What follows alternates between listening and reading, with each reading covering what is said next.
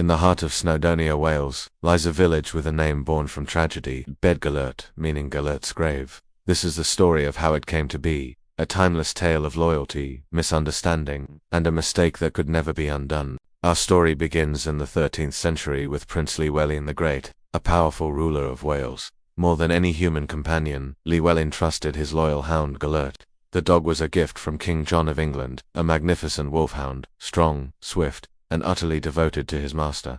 Gelert was more than a pet. He was a shadow, a guardian, and a constant presence at the prince's side. One day Llywelyn planned a grand hunt. The horns sounded, the horses grew restless, and the other hounds barked with excitement. But as the prince prepared to leave, he noticed something strange. Gelert, his most prized hunting dog, was nowhere to be found. Llywelyn called his name, but only the echo answered. Annoyed and a little hurt by his favorite's absence, the prince set off for the hunt without him, a seed of unease planted in his mind. The hunt was long and arduous, yet ultimately unsuccessful. Llywelyn returned to his castle, weary and disappointed. As he approached the lodge, Gelert finally appeared, bounding out to greet him, but the prince's heart stopped.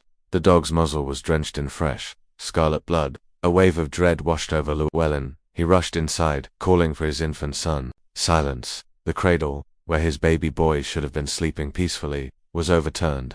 The blankets were torn and stained with blood. The nursery was in chaos, a scene of a violent struggle. The prince's mind raced, connecting the terrifying dots, the missing baby, the overturned cradle, and Gelert standing there, his jaws dripping with blood. A terrible, all-consuming conclusion seized him. In a blind rage, believing his faithful dog had committed the most unthinkable act, Llywelyn drew his sword. He shouted Gelert's name, his voice thick with anguish and fury. The dog, confused, looked up at his master, wagging his tail, not understanding the darkness in the prince's eyes. Without a second thought, Llywelyn plunged the sword deep into the hound's side. Gelert let out a final, agonizing yelp, a cry that pierced the prince's rage, and echoed the loyalty he had always shown. As the dog fell, his life fading from his eyes, another sound reached Llywelyn's ears. It was faint, but unmistakable. A baby's cry. Frantically, the prince followed the sound. Hidden beneath the blood-soaked blankets, behind the overturned cradle, he found him. His son was alive and completely unharmed, sleeping soundly. But beside the child lay the massive, lifeless body of a huge wolf. The truth crashed down upon Llywelyn with the force of a tidal wave. Gelert hadn't harmed the child. He had saved him. The blood on his muzzle was not the blood of the baby, but of the wolf he had fought and killed to protect the heir.